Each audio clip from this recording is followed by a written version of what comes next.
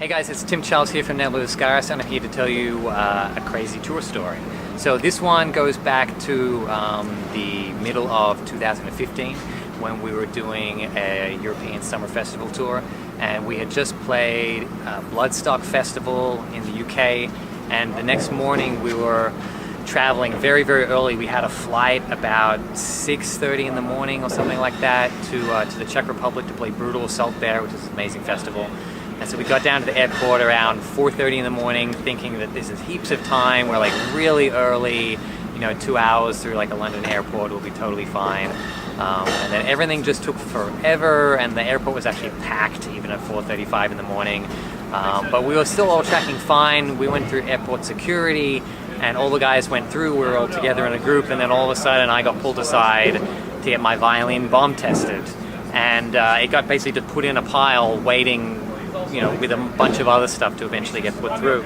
And so I'm standing there waiting, and I'm just there kind of on my phone, not being too concerned. And then after a little while, I'm sort of realizing that it's still sitting there, and there's all these other people that are waiting in front of me, and start looking at the time and trying to text the boys to like check if they boarded the plane yet. And I started getting concerned that maybe I might miss the plane, because I didn't know how far away the terminal was, and the boys didn't have Wi-Fi on their phones at the time, so I wasn't getting any responses, so I didn't know how far it was and all that sort of stuff. And I talked to the security guy who was, I was waiting in line for, the violin still to be bomb tested, and when I said that, I was worried I was going to miss my flight, and, could he please be as quick as possible, I swear he actually decided to slow down. I managed to actually get a couple people who were in front of me to give me permission to skip in front of them, but alas, the guy seemed to have it in for me after I asked him to go quicker, as if I had therefore proven myself a terrorist or something like that. Anyway, so it was at least 20-30 minute delay there at the security before I got my violin back. I got it back, sprinted all the way to the terminal, which was unfortunately quite a way away. Got to the gate and had missed the plane by 2 minutes.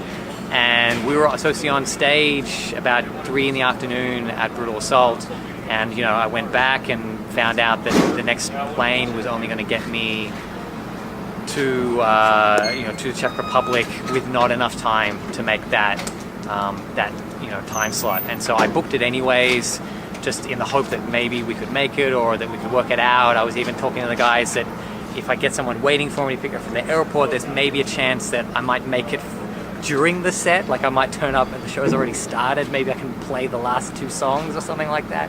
Something crazy like that. And I was actually sitting on the plane talking to the promoter while I'm sitting on the plane, and we're about to take off, like discussing what to do about whether we're just going to cancel or whatever. And he just went, screw it, I'm going to change you guys with this band. We're going to put you guys on closing the festival at like 2 in the morning.